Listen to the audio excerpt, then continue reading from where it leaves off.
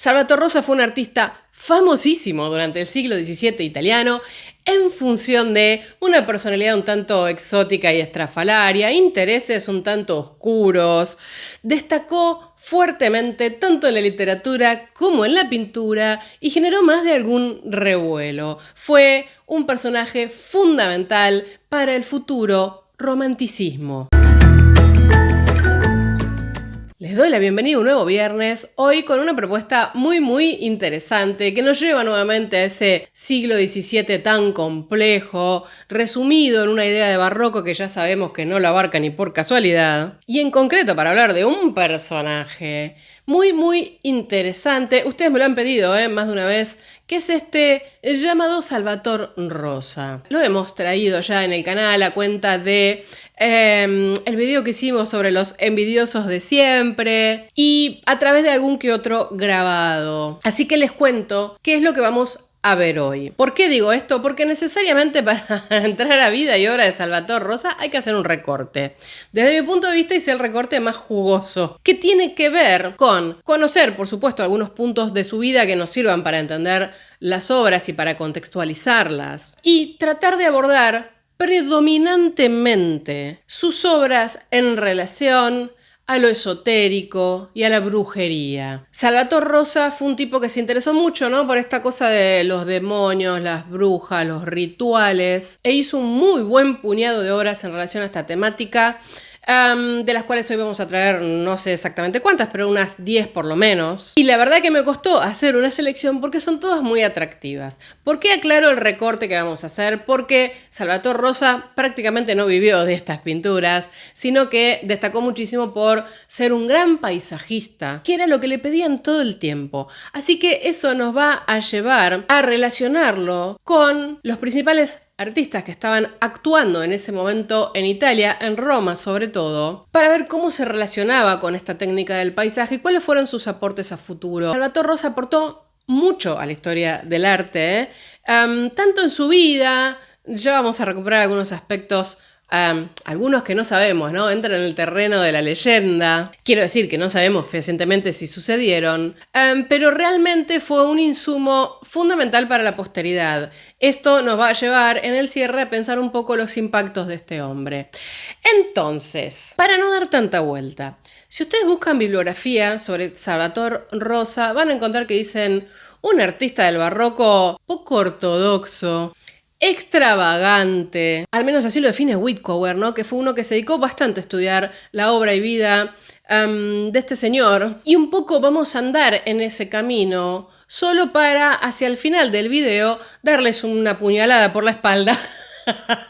El que avisa no traiciona, en relación a pensar realmente este tipo tan disruptivo, tan en algún punto problemático, en honor a qué o por qué actuaba de esta manera. Y si bien voy a ir dando indicios durante todo el recorrido, creo que un poco se van a sorprender. Con lo cual, todos los videos se ven hasta el final, pero este más que nunca. Entonces nos vamos a 1615, las primeras décadas del siglo XVII, y a este señor que nace en una ciudad, en un pueblito muy cercano a Nápoles, sur de Italia, Toda otra historia. Su familia era realmente de origen muy humilde. Su padre había hecho algunos rudimentos como arquitecto y su madre provenía de Sicilia, descendientes de familias griegas. Un niño nacido en estas circunstancias, en este caso de Salvatore, el hijo mayor, no tenía muchas variantes de recorrido para elegir. Su familia había pensado para él una carrera eclesiástica porque era lo más económico y lo que le permitiría vivir. U otra alternativa que sobrevoló por allí en algún momento era, bueno, que estudiara alguna carrera como abogacía, algo que le permitiera hacer algún trabajo administrativo que también, por supuesto, le diera unos ingresos como para que pudiera sobrellevar adelante, bueno, también la familia que tenía a cuestas, ¿no?, porque al fin y al cabo era el hijo mayor. Un poco por contactos de su madre logra entrar a un colegio religioso para comenzar a formarse. Pero la verdad que ya se imagina cómo son estas historias, ¿no? Un chico con una naturaleza muy excitable, muy fantasioso en algún punto, y un poco difícil de administrar, le generó muchos problemas durante la educación y termina antes. En esencia termina yéndose porque lo van. Bueno, ahí lo meten en el convento de los padres Omascos, así ya un poco se van caminando para la carrera eclesiástica o para abogacía. termina su formación, pero claramente no tiene ninguna intención de dedicarse a eso. Y la verdad es que un poco inevitablemente, a través de un tío de él, por parte de la madre, que vivía en Sicilia, que era pintor, bueno, toma algunas lecciones de dibujos con él a edad muy temprana, porque el chico le gustaba esto de dibujar y pintar. Y la verdad es que su cuñado, por parte de su hermana, era un artista que se había estado formando con el Españoleto, con Rivera. Esto le permitió frecuentar un poco el ambiente artístico de Nápoles, muy activo y con muchos buenos exponentes, ni hablar, acabo de mencionar a Rivera. Frecuenta el taller del propio Rivera y la verdad es que encara esto con una pasión. El pibe no paraba de pintar y de dibujar, pero al menos esto es lo que dicen la mayoría de las fuentes, no le fue muy bien, no encontraba forma de vivir de esto, con lo cual un poco se frustra y deja su casa. Acá ya entramos en el terreno un poco de la leyenda, como dije al inicio, porque se sostiene que Salvatore se fue a vivir con unos bandoleros que asolaban la zona de Nápoles y que deambuló con ellos por todo el sur de Italia. Y se entiende este momento como que él no solamente se dedicaba, por supuesto, a robar, a asaltar y a hacer lo que hacían estos grupos, sino que también aprovecha y empieza a tomar muchos bocetos de paisajes que él va a empezar a incorporar en sus obras y ya vamos a ver. Hay otros que sostienen, en honor a la verdad, que dicen, che, no tenemos ni una prueba de que este tipo haya andado entre bandoleros. Fue un invento de los biógrafos del momento porque este pibe era tan rebelde y parece que tenía un carácter bastante particular. Y bueno, decían, che, este se crió entre bandoleros y ya. Para apurar un poquito la historia, así ya empezamos a ver obras.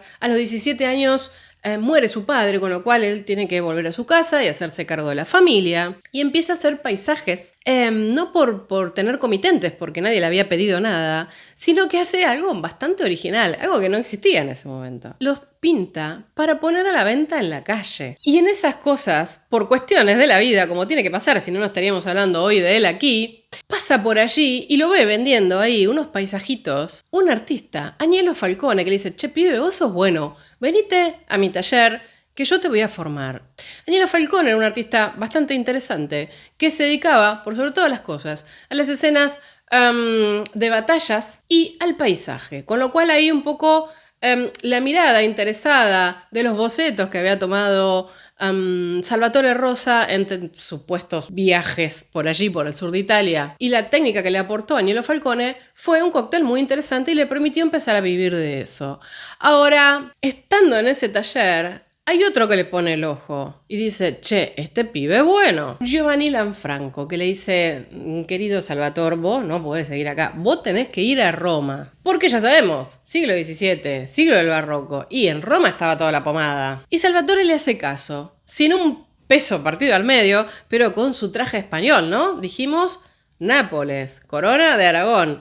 Y su espada se va para Roma. La verdad es que duró muy poco en Roma, tuvo problemas de salud y tuvo que volverse porque pensó que se moría. Se entiende que se enfermó de malaria, aunque ya justamente quizás a causa de esto de vivir en la calle y de andar por allí tenía fiebre frecuentemente, infecciones. Pero bueno, cuestiones que vuelve a Nápoles, empieza a vender paisajes y apenas se siente mejor, un tiempo después vuelve a Roma, ya para, bueno, sentar un pie y que la gente empiece a hablar de este hombre. Ahí un poco es apoyado por Francesco Maria Brancacci, que era el cardenal de Nápoles en Roma, que le encarga trabajos para su casa en Roma y también para otra que estaba en Viterbo.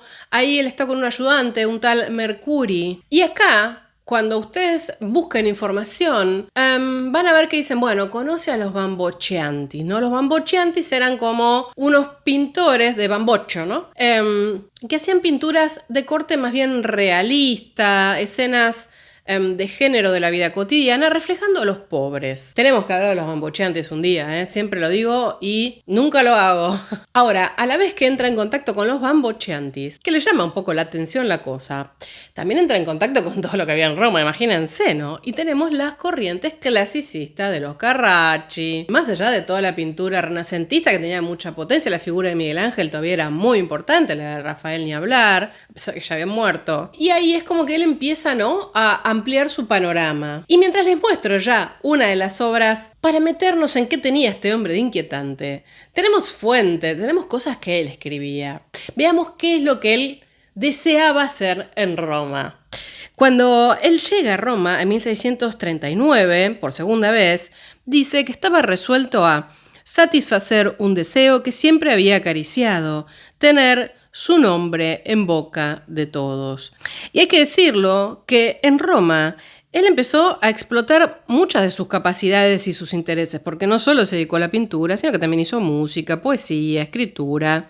Lo hemos traído ya en su faceta de grabador en más de una oportunidad. Y también hacía performance como actor. Le encantaba la fama a Salvatore Rosa. En Roma, como ustedes están viendo ya, por ejemplo, por lo tipo de luz, por lo que nos presenta este paisaje rocoso, conoce a Pietro Testa, que era un grabador, y también entra en contacto ni más ni menos que con Claude Lorrain, ¿no? Con Claudio Lorena. Y un poco ya empezamos a ver acá algo bastante exótico que vendría mucho después en la pintura. Las ruinas, por un lado, y esos paisajes omnipresentes y casi omnipotentes, ¿no? Es completamente una nueva pintura de paisaje que todavía no existía en ese momento. Y claramente uno ya lo empieza a distinguir, así como uno distingue las obras de Claudio de Lorena, de quien también deberíamos hablar en este canal, porque no lo hemos traído todavía. Me refiero en concreto, para irme de tema, a los efectos de la luz y la atmósfera. A través de este tipo de pintura, la fama de Salvatore Rosa, además de ser actor y otro tipo de cosas,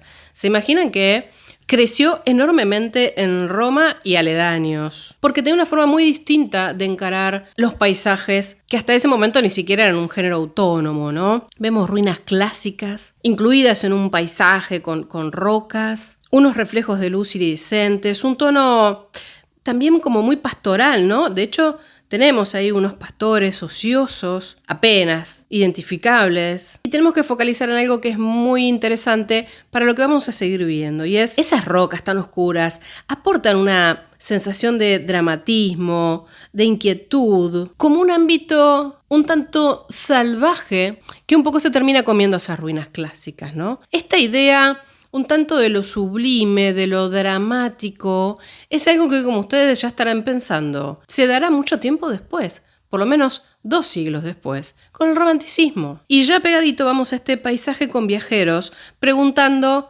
el camino. A ver, si me paro de escribir este cuadro, ¿qué tengo que decir primero? Un bosque sombrío, atravesado por 2 jinetes que están preguntando la dirección, ¿no? A un grupo de campesinos que están descansando al costado del camino.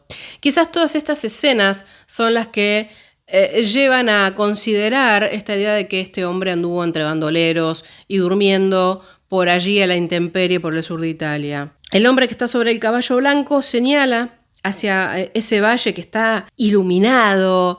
Es algo tan particular esto. Y el gesto, vean ustedes cómo se refleja en una de las figuras que está sentada, ¿no? Como diciendo, sí, es por ahí. El trabajo con la luz, un rayo de luz cálida, vespertina, atraviesa los árboles y cae sobre las figuras, que es lo que hace que nos permita ver que hay gente ahí, ¿no? Más allá del caballo blanco. Los trajes rojos, azules, resaltan un poco, ponen un acento que nos lleva a ver que hay algún tipo de acción y que hay seres humanos en ese bosque. Y la riqueza de colores de todo este entorno, todos esos terrosos verdes. Y todo esto envuelve también, a media distancia, 2 figuras que están en las sombras y que se recortan un poquito contra este paisaje que empieza a verse resplandeciente hacia adelante, es decir, más a la lejanía. Este tipo de representaciones tan exóticas, bueno, le permitió de alguna manera a Salvatore Rosa ganarse la vida, adquirir fama y recibir encargos, ¿no?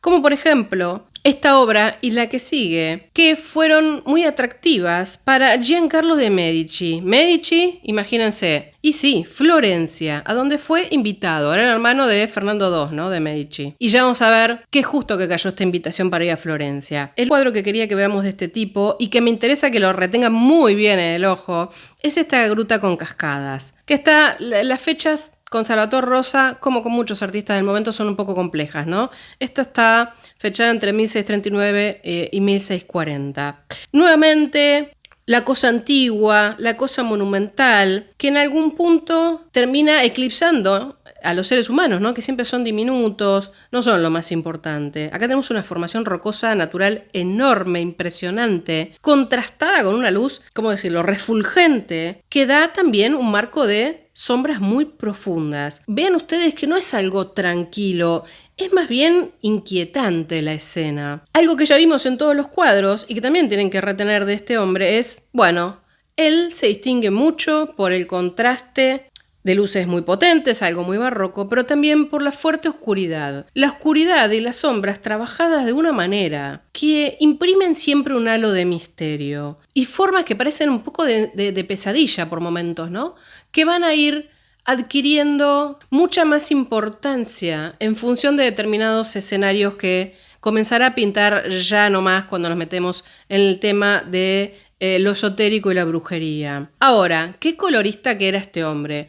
Van a ver que muchos lo critican y dicen que no era tan destacado. Para mí era un colorista espectacular. Las sombras son magníficas. El trabajo es generoso, es muy libre. También es un poquito nervioso, es emocional.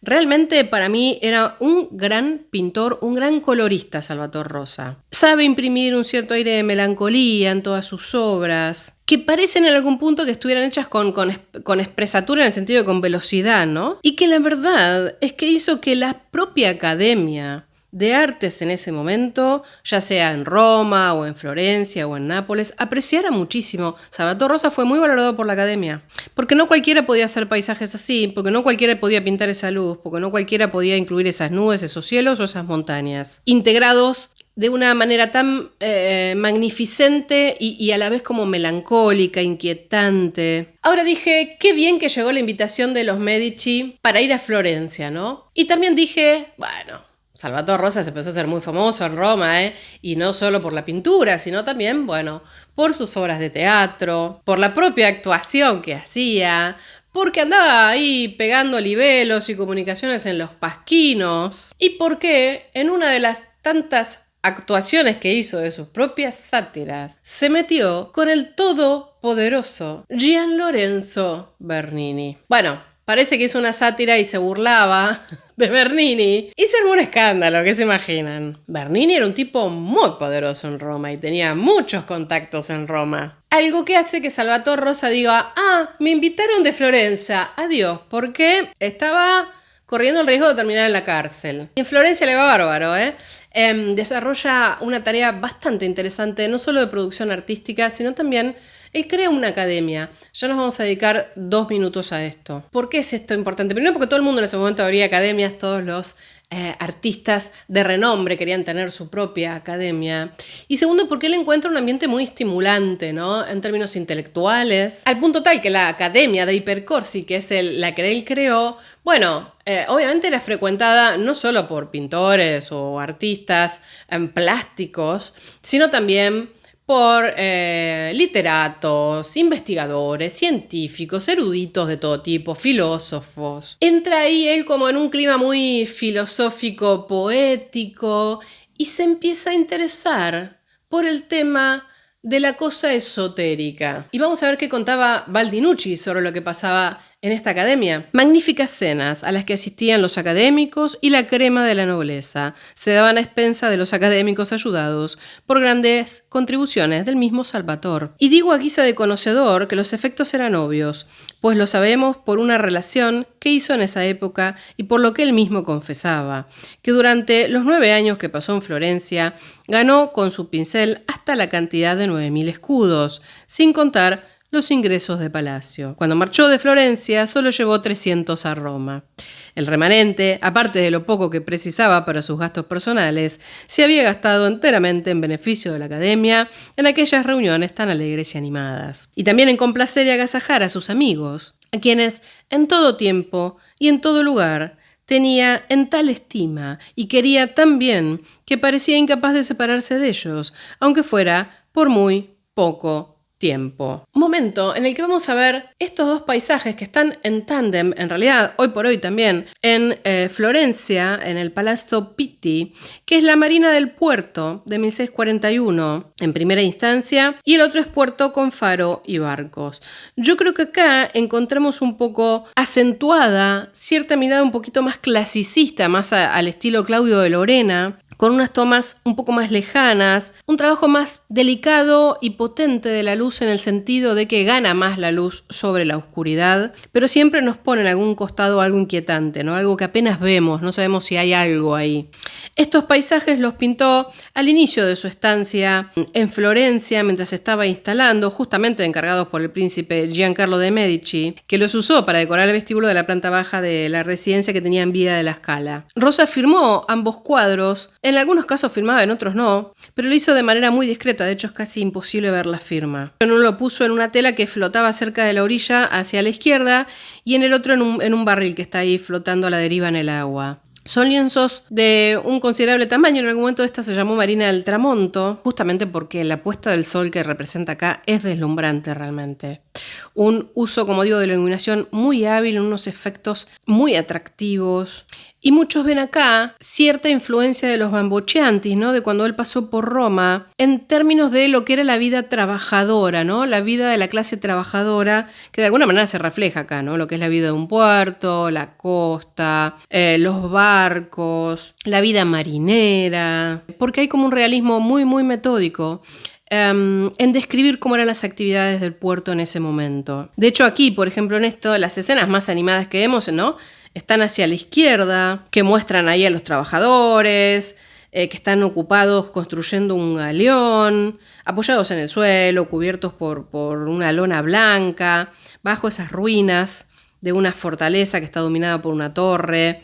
Y a la derecha, un grupo de bañistas disfrutando del sol, pasando el rato. Y si vamos a su tándem, el puerto con faro y barcos, bueno, un poco es el pendant en este orden, ¿no? Creo que son las obras más conocidas, esta de Salvator Rosa. Y realmente es un paisaje para desmayarse también, ¿no? Un trabajo distinto, con la luz, es otro momento del día. Y no lo conté, pero se entiende que Giancarlo de Medici pidió esto porque en ese momento había sido nombrado generalísimo de los mares, ¿no? Entonces, un poco la temática era más que adecuada para decorar parte de sus estancias. Según los registros, para recrear estas dos vistas, Salvator Rosa pidió pasar unos días en Livorno, que era el puerto más grande que había en el Gran Ducado en ese momento.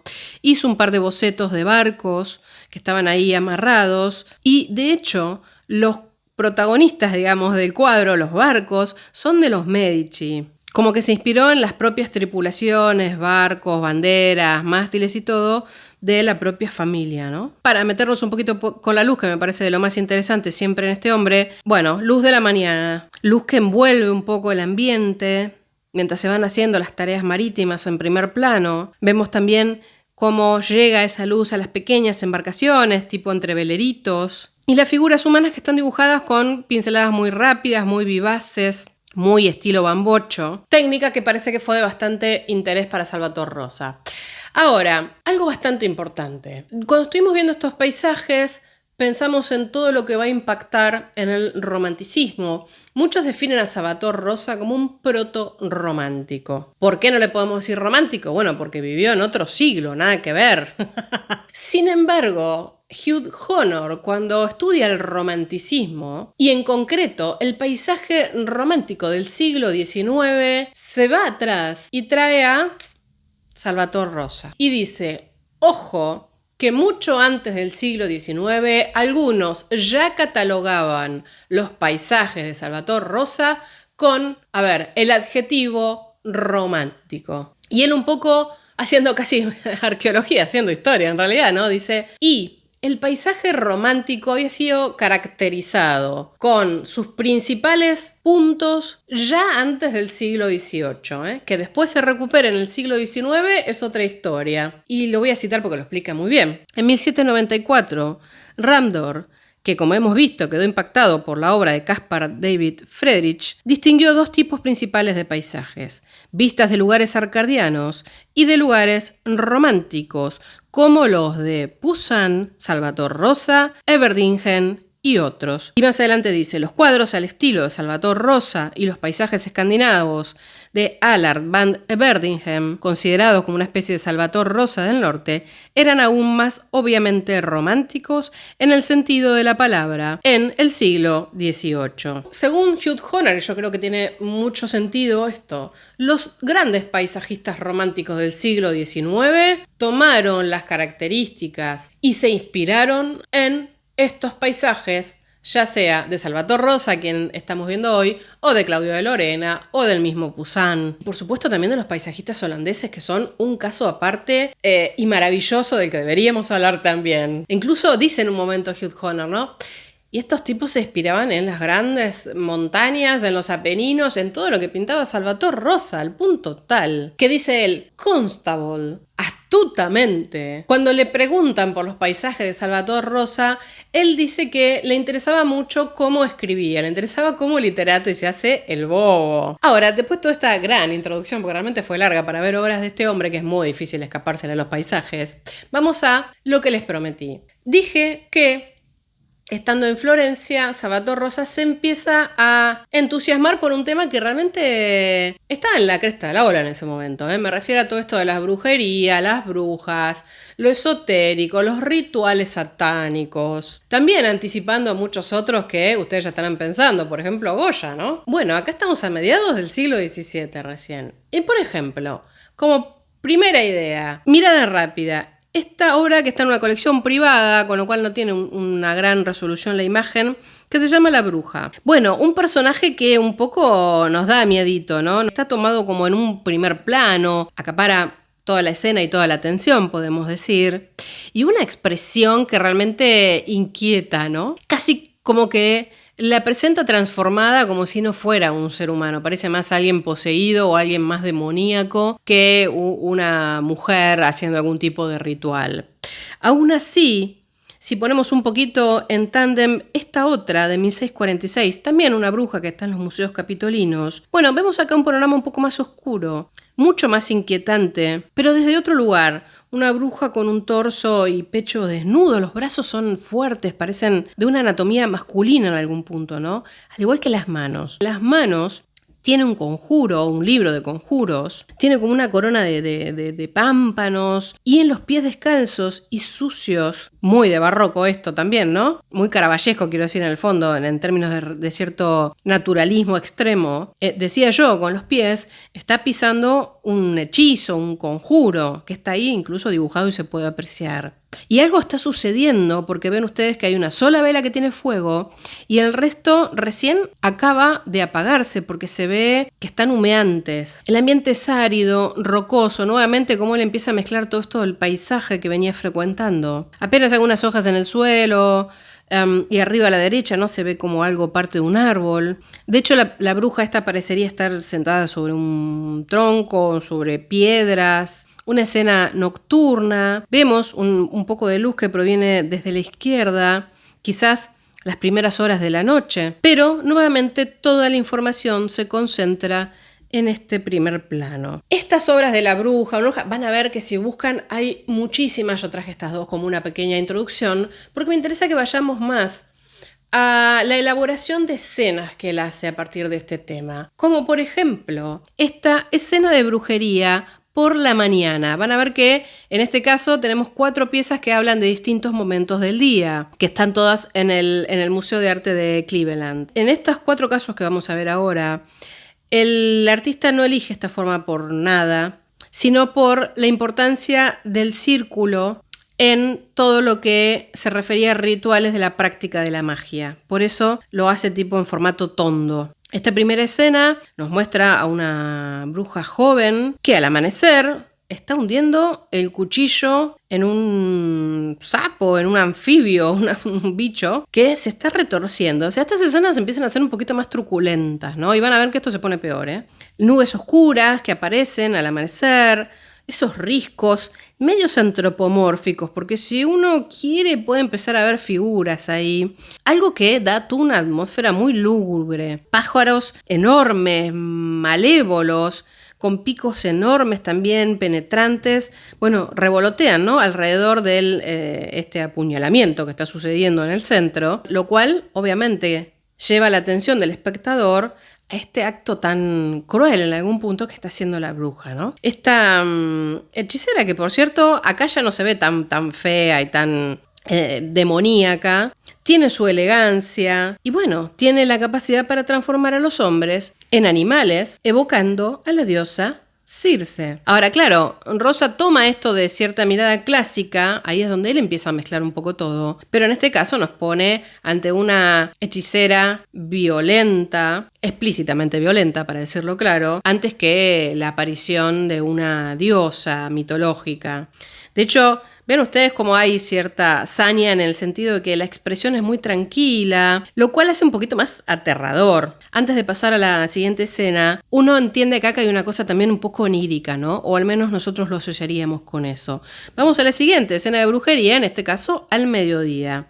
Acá ya tenemos a varias brujas con canas que van así como ejemplificando lo que hacen, ¿no? Agarran cráneos, escobas, están cortando lagartos, están en plena labor. ¿Por qué? Bueno, porque se supone que se están preparando para viajar y celebrar el sábado, ¿no? Una orgía de brujas.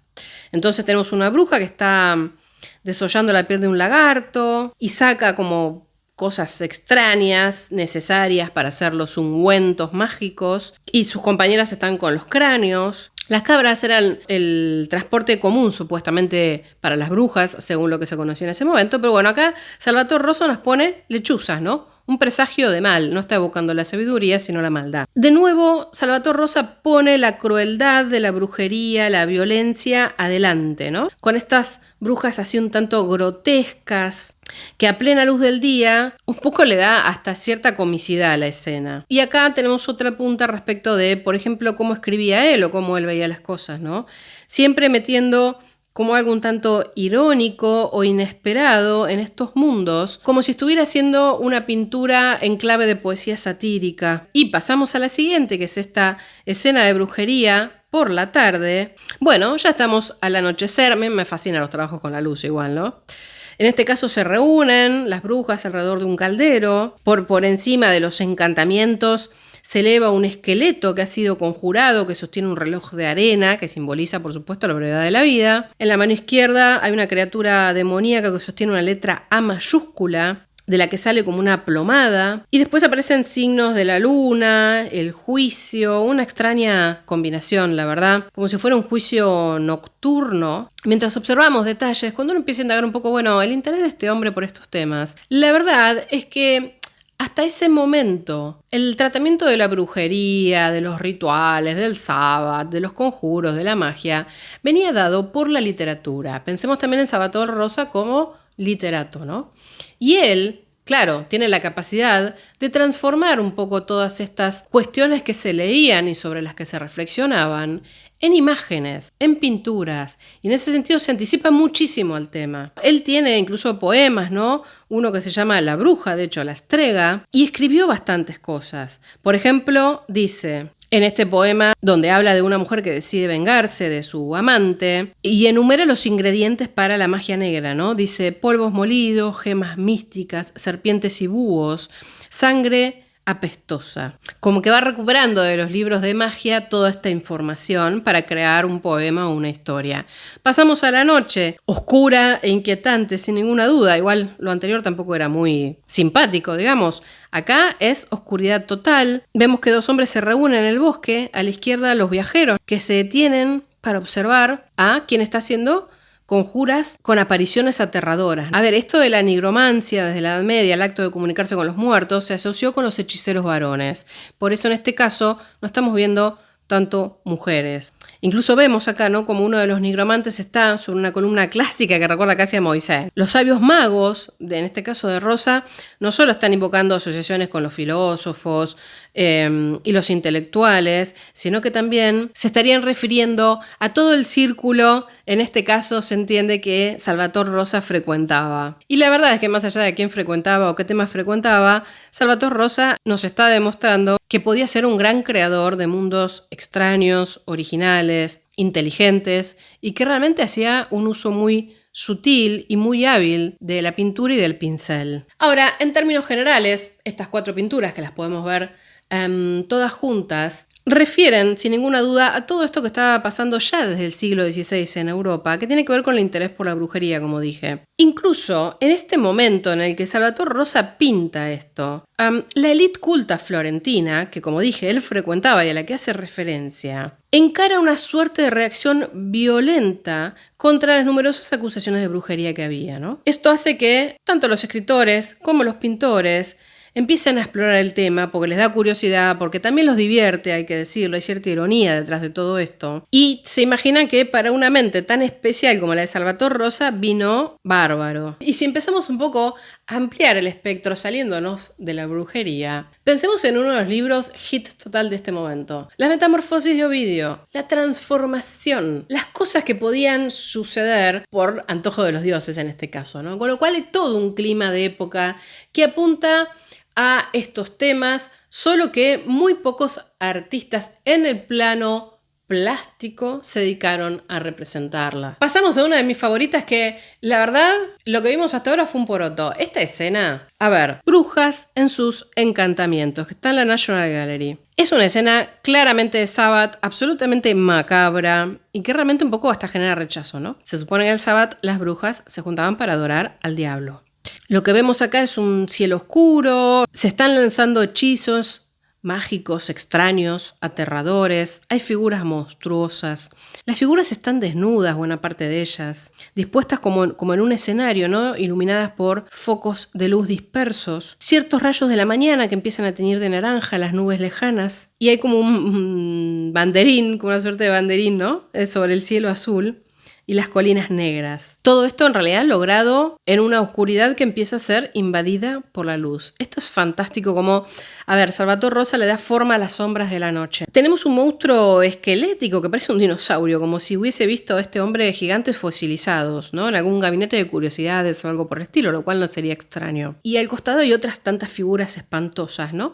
En el centro una bruja está como ahumando, le está tirando humo a un cadáver de un criminal, se entiende, ¿no? Porque está colgando de un árbol, el árbol marchito, por supuesto, ¿no? Mientras vean ustedes que su compañera le está cortando las uñas de los pies. Me caso hasta rechazo contarlo. El hombre está, bueno, colgado, un poquito descentrado, y es la única figura que no está al mismo nivel que el resto. Aún así, nuestra mirada no se va tanto hacia él, sino que, por supuesto, se va hacia el centro donde suceden muchas cosas. En realidad, al centro y hacia los costados en el primer plano. De hecho, hacia el costado vemos unas figuras con una olla en llamas. Mientras están removiendo el caldero, bueno, se van echando los conjuros. Todos personajes desnudos y un tanto grotescos. Hacia la derecha tenemos a una mujer sentada en el suelo que parece estar exprimiendo un líquido rojo en una olla, tal vez un órgano de un animal o de un sapo. Junto a ella tenemos un trozo de papel que tiene las escrituras o símbolos que parecen escritos con sangre. Luego tenemos otra figura que juega con una muñeca y un espejo. Y del otro lado tenemos a dos personajes que están exhumando un cadáver. Vemos que lo han desenterrado y lo están obligando, podemos decir, a firmar un documento. Esta es una de las partes para mí como más creepy de todo esto, ¿no? Exhumar un esqueleto y tomar su mano para hacerlo firmar algo, mientras vemos a este personaje con un velo y unas guirnaldas que está sentado detrás de ellos, quizás realizando una ceremonia. Y si nos vamos de la otra punta, también da un poco de pavor porque tenemos un niño ahí envuelto que está sostenido como para ser entregado a las fauces de otro monstruo tipo sapo que hay ahí abajo. Algunos dicen, y bueno, Salvator Rosa, todo viene para la leyenda, ¿no? Participó de este tipo de rituales, si no, no podría haber pintado algo así. Y la verdad es que hay muchos debates sobre cómo se les ocurrieron todas estas cosas, pero yo creo que estaba un poco a la orden del día. Y se dirían y se escribirían muchas cosas al respecto, ¿no? Lo que sí nos queda claro es que Salvator Rosa es un gran creador de mundos inquietantes. Luego, si esta sociedad del siglo XVII continuaba creyendo en las brujas o no, bueno, es muy debatible. Pensemos que todo esto era parte de un círculo de intelectuales que un poco también se entretenían, ¿no? Ahora, antes de seguir con otras obras, solo para que tengamos presente una cosa. Cuando pensamos en Salvator Rosa, pensamos en el siglo XVII. Piensen que este hombre estaba pintando estas cosas En el mismo momento que, a ver, Rembrandt estaba haciendo un autorretrato, Velázquez estaba pintando la Venus del espejo y Claudio de Lorena estaba pintando el Juicio de París. Es muy distinto lo que hacía Salvatore Rosa. Tenía que parar un segundo para destacarlo. Ahora, Salvatore Rosa sigue viviendo de los paisajes, como digo. No había mucha gente dispuesta a encargar cuadros de este tipo para tener en su casa, obviamente. Él en un momento se va de Florencia, yo un poco buscando nuevos rumbos, vuelve a Nápoles y pinta una pieza como esta, que es realmente muy sensible y muy inquietante. La fragilidad humana no está fechada exactamente. Algunos dicen 1656, otros simplemente ponen siglo XVII, primera mitad. Pero ¿qué es lo que me interesa? La verdad es que él pinta esto durante una plaga en Nápoles, donde muchos de sus familiares, un hermano, una hermana, incluso un hijo de él, había muerto por esta peste. Toda la potencia de la oscuridad y todo lo tremebundo que estuvimos viendo desde sus primeros paisajes hasta las escenas de brujería, un poco aparecen acá, ¿no? Y aún así mucho más tenebristas si tuviéramos que catalogarlo dentro del siglo. Bueno, todo esto compone una suerte de alegoría en el fondo, ¿no? De hecho, se dice que la mujer sentada es Lucrecia, que era la amante de Salvatore Rosa, con quien después se va a terminar casando, y el niño es su hijo, ¿no? Con la muñeca apretada por la muerte. Ese ángel de la muerte, que tiene como unas alas, manipula la mano del niño para escribir conceptio culpa, nasci pena, labor vita necessere mori. La concepción es un pecado, el nacimiento es un castigo, la vida es un trabajo duro, la muerte una necesidad. Realmente hay como una cosa muy premonitoria y muy potente del contacto directo con la muerte y cómo eso podía ser plasmado además por una mente tan sensible e inquieta como la de Salvatore Rosa. Él, a comienzos de 1649, vuelve a Roma, donde estará el resto de su vida, porque terminará muriendo en Roma. Ya siendo, la verdad, un tipo hiper famoso, muy reconocido, le fue muy bien también económicamente, pero él no podía dejar de ser quien era, ¿no? Y se manda algunas cositas, como esta pieza, la alegoría de la fortuna. ¿Qué tiene esto inquietante? Bueno, que es una crítica fuerte para el momento a lo que estaba pasando en el mundo del arte, ¿no? Tenemos a la personificación de la fortuna que va dando símbolos de riqueza, estatus y poder a distintos animales considerados como tontos, ¿no? Que ni siquiera lo necesitan, ni siquiera lo merecen. Ya se imaginan a qué viene todo esto, ¿no? A ver, la fortuna solía representarse con venda en los ojos, porque se supone que es fortuna, ¿no? Cae a quien le cae. Pero en este caso no. Salvatore Rosa, a propósito, la hace consciente de los favores que está otorgando. De hecho, de forma muy similar, la cornucopia suele mostrarse mirando hacia arriba y en este caso aparece volcada, como por algo imprudente. O sea, está claro que todo esto está puesto porque sí, estas bestias retratadas con mucho naturalismo están pisoteando los atributos del arte y del aprendizaje. Libros, paleta de colores. Y tenemos a alguien de rojo ahí, rojo cardenal, ¿no? Que nos estaría hablando de la Iglesia Católica. Es un asno que está como protegiendo de la luz a un búho, que está representando en este caso la sabiduría. Y de hecho Rosa incluye acá su monograma y un cerdo pisando una rosa que estaría aludiendo a su nombre. Está claro que se está quejando de que él no recibía ningún tipo de mecenazgo de la iglesia. En ese momento el papa era Alejandro VII. Escándalo. Seguimos viendo la obra y les cuento. Directamente lo fueron a detener a Salvatore Rosa por esta pintura. Casi termina en prisión. No lo hizo porque... A ver, ¿qué es lo que pasó? Él primero la muestra en su estudio privado, ¿no? Y le comenta a la gente, che, ¿viste esto, lo otro? Lo hice por esto y por lo otro. Luego lo pone públicamente en el Panteón. Entonces, para cuando llega al Panteón, todo el mundo ya quería verla porque se había hablado, se había armado todo el regadío de chismerío. Obviamente, todo el mundo ya decía, esta es una pieza satírica que se está quejando del Papa y de la Iglesia, que le da dádivas a cualquiera que no tiene ni más mínimo talento por ahí porque son unos asnos. Entonces, cuando se arma tan escandalete, bueno, tiene que retirar, por supuesto, la pieza del Panteón. Salvatore Rosa trata de publicar una explicación que la verdad que tampoco mucho no lo iba a ayudar, con lo cual termina siendo arrestado igual. Y ahí un poco zafa porque intercede el hermano del Papa, y bueno, no termina de completar mucho tiempo en la cárcel. Cuando digo el hermano del Papa estoy hablando de Marco Chigi, ¿no? Y la verdad es que igual todo Roma se divirtió mucho con todo esto, y Salvatore Rosa seguía llamando la atención, ¿no? Que era lo que él más quería. Ahora, ¿hizo pintura religiosa además de vivir de los paisajes y del escándalo? Sí, hizo pintura religiosa. bastante, yo traje las obras que iban más con todo lo que estuvimos viendo, es decir, las que son más inquietantes. Por ejemplo, San Onofrio. Y es un hombre inquietante, tiene un aspecto un tanto salvaje, un ermitaño cristiano, ¿no? Era San Onofrio, que pasó 60 años solo en el desierto de Egipto orando y meditando. Miren ustedes el tema que toma, ¿no? Comúnmente es representado como un hombre anciano, un tanto perturbado, y acá lo vemos como sumido en su contemplación, cubierto por el pelo y la barba, descuidado. Muchos incluso lo representaban con hojas en lugar de pieles, como es el caso. Y la verdad es que uno ve acá cierta bohemia, cierta cosa melancólica y una manera muy poco convencional de encarar estas temáticas. Parece más algo venido del esoterismo y de la brujería que otra cosa. Y de hecho ya rápidamente traje otras 2 obritas que nos hablan de cómo encaraba algunos temas religiosos. Por ejemplo, estos frailes tentados por demonios, y después vamos a ver a los anacoretas tentados por demonios. Y son pinturas raras, ¿no? Vemos que está mucho más interesado en lo inquietante de la aparición demoníaca que en la figura de los frailes en sí. Estas obras estuvieron en discusión de atribución, pero apareció el monograma SR durante una restauración, con lo cual se pudo atribuir firmemente a Salvator Rosa. Y un poco el tema de los ermitaños, del desierto, fue un motivo bastante recurrente también en su obra, sobre todo en la década del 60 ya. Y algo que tenemos que rescatar además de acá, que lo vimos en las primeras obras de paisajes, por eso también las elegí, es esta forma de las construcciones de la antigüedad devoradas por el paso del tiempo, las ruinas, ¿no? Algo que después con las vedutas se explotará muchísimo durante el siglo siguiente, durante el siglo XVIII. Estas vistas, estos caprichos que se hacían con ruinas antiguas devoradas por el paso del tiempo. Y que de hecho van a tener una tradición muy, muy interesante en el sur de Italia. Y ya podemos intuir por qué.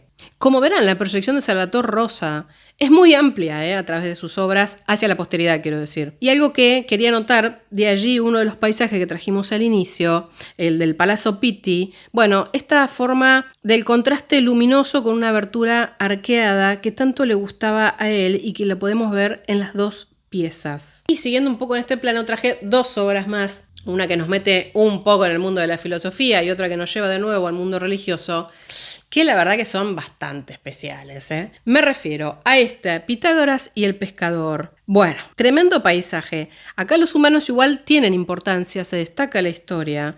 Ahora, yo me quedo con el trabajo, con el color, con ese cielo, con esa luz, incluso con la distribución de los personajes. Una composición muy, muy cuidada, prolija, ¿eh? Muy, muy prolija también. Uno tiene que quedarse para mí en la cosa plástica cuando ve estos cuadros, porque la narrativa es medio una excusa, si se quiere, ¿no? De hecho, hizo otro que era Pitágoras emergiendo del inframundo, pero bueno, va más o menos en este mismo tono.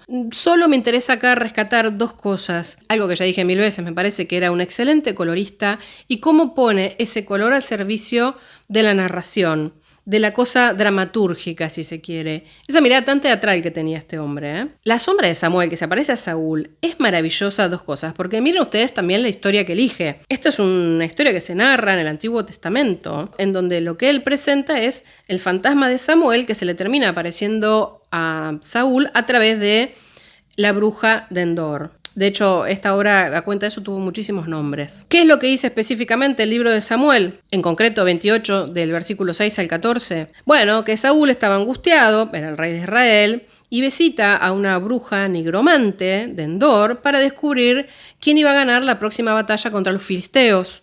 Él va en vísperas de la batalla porque sentía que Dios un poco lo había abandonado, entonces estaba angustiado por lo que iba a suceder. ¿Y qué pasa? Él le pide que invocar al espíritu del profeta Samuel, quien en vida había sido el mentor de Saúl y que de hecho le había legado el trono, ¿no? Parece que Samuel, quiero decir el muerto, el alma, el espíritu de Samuel, vino de muy mal humor porque no le gustó que lo convocaran y le dice de onda que no va a sobrevivir nadie al día siguiente, es decir, ni él ni sus 3 hijos, y que David va a ser el que va a tomar el trono de Israel. Lo que vemos acá, esta bruja que parece casi un hombre, ¿no? Sin camisa, que está prendiendo fuego una rama, está invocando en este momento al espíritu del profeta Samuel, que aparece representado en el centro a la derecha con una capa blanca con capucha. Qué extraño todo esto. Esto asusta a Saúl, no solamente a él, sino que miren los que están detrás de él no la están pasando para nada bien. Noten ustedes cómo aparecen estas cosas medias esqueléticas, estas bestias, otras apariciones así terribles, angustiosas, que están como encima de la bruja. La verdad es que es un cuadro nuevamente inquietante y busca una historia bastante truculenta. Una obraza igual, un trabajo de las carnaciones, de los personajes, de la expresividad, muy, muy, muy atractiva. Para ir cerrando, Salvatore Rosa fue indiscutidamente un líder protorromántico que anticipa todos estos temas, que serán el insumo del siglo XIX, o buena parte del insumo, ¿no? Quiero decir, el siglo XIX fue mucho más complejo y el romanticismo ni hablar. Sus paisajes, esa calma idílica, pastoral, pero inquietante, esta naturaleza que todo lo termina destruyendo, el humano empequeñecido. Luego, las historias sobre la brujería, y le sumamos esta idea de que vivió entre bandidos, más romántico no se consigue. De hecho, para cuando él muere en Roma, tiene una enorme reputación, en la medida en que se encargó durante toda su vida de siempre polemizar, ¿no? Motivo por el cual vamos a cerrar la entrada de hoy con 2 autorretratos, tiene un montón, pero yo elegí ponerle cara a través de estas 2 obras. Esta primera, que les quiero presentar, porque no necesariamente están en orden, es de 1647, es un autorretrato que está en el Met. Emerge él entre las sombras, ¿no? Con una luz muy particular sobre la cara, una personalidad que ya vemos que es bastante fascinante, compleja, que realmente se destacó todo, como dije, pintor, grabador, poeta, actor. Y miren ustedes cómo él aquí se muestra inscribiendo en una calavera las palabras griegas que dicen «he aquí, hacia dónde finalmente». Tiene como una corona de ciprés, que es un emblema del luto, mientras que sobre la mesa hay un libro de un filósofo estoico, romano, es decir, de Séneca. Según lo que se sabe en la inscripción, el cuadro este era un regalo para un amigo de Rosa, Giambattista Ricciardi, que era un literato que vivió en Pisa. Muy atractiva la postura, hasta casi melancólica en algún punto, ¿no? Y si pasamos al último retrato, que ya lo hemos visto cuando hablamos de todas las batallas campales que se armaban entre las envidias de los pintores del momento. Este autorretrato como filósofo del silencio es maravilloso y ya saben, ¿no? Lo que más importa de todo esto es la inscripción en la tablilla, que dice algo así como «Guarda silencio a menos que tu discurso sea mejor que el silencio». Este hombre que reflexionaba tanto y que llamaba a decir no digas nada si no tenés algo interesante para decir, ¿en nombre de qué hacía este tipo de obras y este tipo de provocaciones? Bueno, tenemos que empezar algunas cosas. Muchos biógrafos de él y muchos historiadores del arte que, estudian su obra, lo relacionan con los bamboccianti, ¿no? Con esto de andar representando a las clases humildes, las escenas de género, la explotación, cierta denuncia. Y está un poco lejos Salvatore Rosa de esto, Les voy a leer algo. Él mismo, en unas declaraciones, porque por suerte escribía bastante, sostenía que los bamboccianti no podían pensar en otro concepto sino en mendigos y pobres, pilastrones, bribones y rateros. Es decir, solo sabían hacer escenas sórdidas y plebeyas, y que tuvieron cierto éxito solo porque compraban sus obras aquellos que eran diletantes, es decir, ciertos aficionados que parecían querer en pintura únicamente lo que aborrecían en la vida. O sea, él tiene una mirada bastante crítica de la producción de los bambocciantis. ¿Y por qué pintaba todo lo que pintaba? Bueno, porque era un acérrimo defensor del clasicismo. Sí, así como lo ven tan provocador y todo, lo hacía en nombre del clasicismo. Para él había que combatir cierta cosa diletante, había que combatir la ignorancia y esto implicaba, de alguna manera, volver a cánones que él consideraba que eran los adecuados. Por eso muchas veces hay que agarrar entre pinzas algunas cosas. Incluso si miramos sus obras, por más inquietantes, por mucha proyección que tuvieran, no dejan de ser ciertas composiciones bastante clásicas, bastante equilibradas. Es decir, estamos ante un artista muy, muy particular que provoca, que inquieta, pero desde una postura absolutamente clásica. Entonces, hasta aquí la entrada del día de hoy. Espero que lo hayan disfrutado. Es un súper artista Salvatore Rosa. A mí me interesa muchísimo su obra, esto tómenlo como casi introductorio. Como digo, vimos una parte chiquita de él asociado con los temas del esoterismo, pero realmente tiene una personalidad y una producción, por ejemplo, en sus grabados que da para mucho. Ya sé cuando hablamos de él también. Si mal no recuerdo, cuando hablamos de la sátira, de la caricatura, quiero decir. Porque realmente es un artista que hizo de todo y todo realmente es muy atractivo si lo podemos poner en contexto con todo lo que estaba pasando en ese momento. Para que esto no sea muy largo, ya casi que me voy despidiendo. Ya saben, si les gusta el contenido del canal, no olviden de suscribirse, regálenme un like. Estaré muy atenta leyendo sus comentarios, a ver qué opinan de Salvatore Rosa, si lo conocían, si hubo alguna obra que les llamó más la atención. Si quieren que hagamos otra entrada ampliando la producción de este hombre que fue muy atractiva y enorme, creo que ya lo dije. Tienen mis contactos de redes, la página web, todo en la caja de descripción. Pasen por la página web porque ya en las próximas semanas voy a estar poniendo fecha para, aunque sea una más charlita de Café con Arte, que lo tenemos ahí medio abandonado en nuestros encuentros en vivo. Y nos vemos el próximo viernes. ¡Adiós!